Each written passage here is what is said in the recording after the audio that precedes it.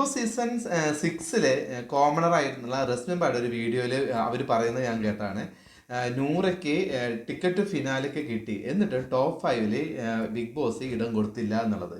അത് എനിക്ക് തോന്നിയിട്ടുള്ളത് ഇതുവരെയ്ക്കുള്ള ബിഗ് ബോസിൻ്റെ ചരിത്രത്തിൽ ടിക്കറ്റ് ഫിനാലെ നേടിയിട്ടുള്ള ഒരു കണ്ടസ്റ്റന്റ് ടോപ്പ് 5-ല് ഇടം നേടാതെ പോയിട്ടില്ല. ആദ്യമായിട്ടാണ് ബിഗ് ബോസ് സീസൺ 7-ല് അങ്ങനെ ഒരു അട്ടിമറി നടന്നിട്ടുള്ളത്.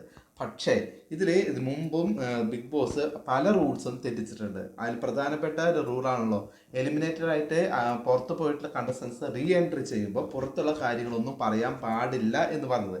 പക്ഷെ പുറത്തുള്ള കാര്യങ്ങൾ പറയുകയും അതിനകത്ത് നിൽക്കുന്ന കണ്ടസ്റ്റന്റിനെ വളരെയധികം ഇമോഷണലി ബ്രേക്ക് ഡൗൺ ചെയ്യുന്ന പോലെ അവർ അറ്റാക്ക് ചെയ്യുകയാണ് ചെയ്തിട്ടുള്ളത്. പല കണ്ടസ്റ്റൻസും അനുമോൾ ഒറ്റപ്പെടുത്തുകയാണ് കണ്ടിട്ടുള്ളത്.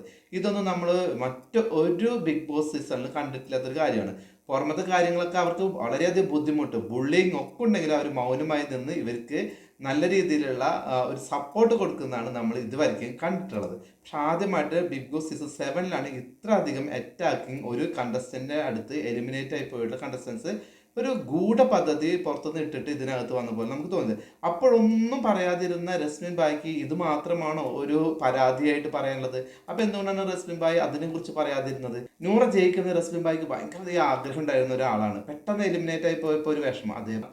അതുപോലെ തന്നെ അനുമോളെ ഒരുപാട് ഇഷ്ടപ്പെടുന്ന പ്രേക്ഷകർക്ക് അനുമോളെ ഒറ്റപ്പെടുത്തി മറ്റുള്ളവരെ ഇതുപോലെ മാനസികമായിട്ട് ഒരുപാട് പീഡിപ്പിക്കുന്ന കാണുമ്പോൾ അവർക്കും ബുദ്ധിമുട്ടുണ്ട്. അവരും പറയുന്നത് ഇത് തെണ്ടിത്തരമാണ്, ബിഗ് ബോസ് കാണിച്ചത് തെണ്ടിത്തരമാണ് പറയുന്നത്. പക്ഷെ ബിഗ് ബോസ് കാണിക്കുന്നത് തെണ്ടിത്തരമെന്ന് ബിഗ് ബോസിന് തോന്നിയിട്ടില്ല. അത് 7-ന്റെ പണിയാണ്. പല റൂൾസും ബ്രേക്ക് ചെയ്തിട്ടാണ് 7-ന്റെ പണിയായിട്ടുള്ള ഈ സീസൺ 7 അവർ ഉണ്ടാക്കിയെടുത്തിട്ടുള്ളത്.